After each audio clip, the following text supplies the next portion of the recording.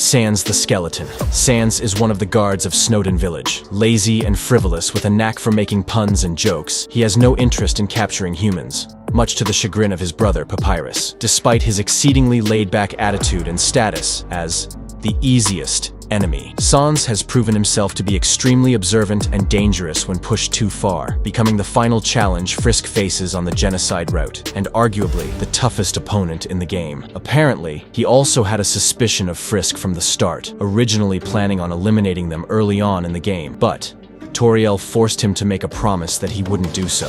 Through his magic, he can summon a multitude of bone projectiles to harm enemies. His main way of attacking Kara is by sending out several bones and gaster blasters at them through complicated patterns. He can use the blue attack to add weight to the soul, can move Kara's soul with a wave of his hand. Sans is able to inflict karma with each attack, a type of poison effect which whittles the opponent's HP down over time. Karma is heavily implied to affect even Flowey despite lacking a soul. He is capable of sensing Frisk's love and EXP at the end of any neutral route. He dodged Kara's attack while he was deep asleep, only getting hit when Kara broke the game's combat system. Sans was able to trick and make Kara spare him with just his words in the genocide route, even when Kara is a cold-blooded murderer. He can tell how many times Kara died by looking at their expressions, and that Kara tried to spare him, as shown here, which matches aesthetically several instances where Sans seemingly teleports. Papyrus also confirms Sans to have both space and time-related abilities from personal experience. He can survive in Hotland, which can reach temperatures high enough to vaporize a styrofoam cup and water instantly. He also lives in Snowdin with no problem, where the snow is so cold that it does not melt from Hotland's heat, with Undyne finding it significantly cold. Should also be the same as Undyne, who easily took an overheat explosion from a MTT brand oven,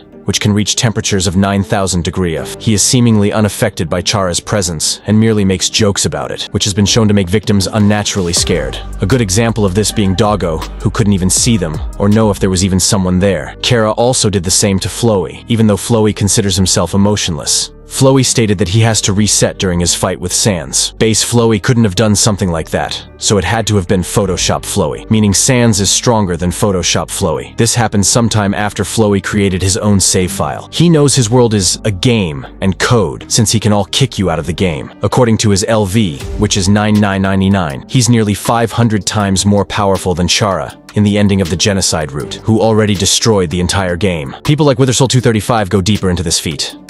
This makes Photoshop Flowey able to destroy 31,150,000 universes, and Sans scales to that. Not to mention Flowey spent thousands of hours on that one save, which probably explains that some of that said time was spent trying to get past Sans. Since Sans defeated Photoshop Flowey, that implies that he was able to physically harm him, whether it was through intangibility or KR. Sans being multiversal actually makes sense. It explains why Frisk had trouble getting past him, and why KR was digging into them. Frisk was also likely at a high level of determination, due to Sans canonically beating them a grand total of 13 times.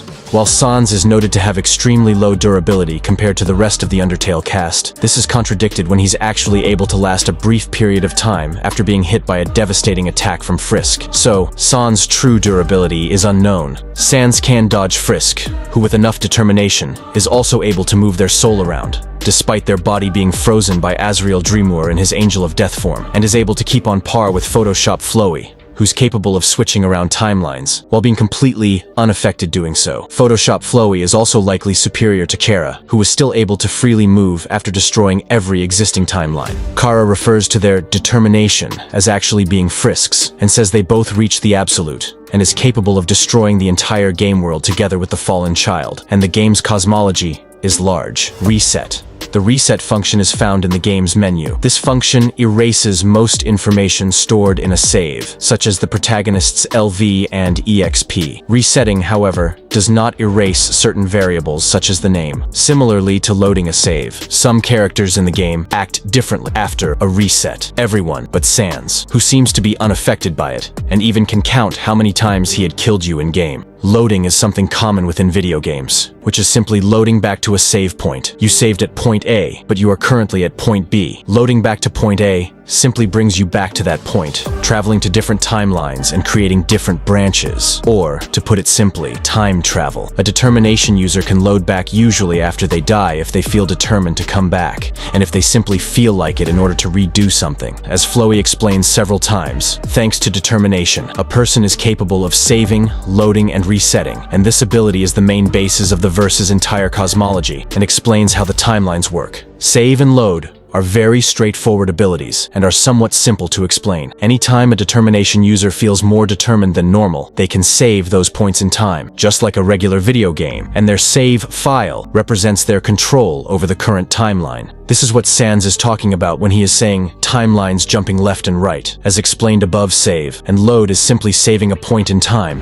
and loading is traveling back to that point. So for someone like Sans seeing the timelines in a graph, he would see them performing several jumps to different points in time and splitting off in multiple directions. Save and load does create new timelines, but unlike with resets, this works completely different. Loading back simply splits the current timeline in different branches, the jumps that Sans says, while resets start timelines completely anew. A load can't just be a simple time rewind, otherwise Sans's reports wouldn't be able to pick it up on them visually unless he saw them in real time, which is impossible. Starting with the fact that save saves a point in time and load makes you go back to that point. This creates different branches. Save files are a representation of the control someone has over a timeline, and someone with thousands of souls like Azrael would have saved files, matching his number of souls. Resets create new timelines starting from the point where the determination user gained control over the timeline. All humans can reset before, but Flowey is the one who has reset the most by far, and the main reason of the number of timelines is via resets and loads. Each different version from Undertale is its own multiverse. Overall, Sans should scale to multiversal plus to low complex multiversal with immeasurable speeds. And in the end, this is a reason why Sans is your friend, protector, and judge.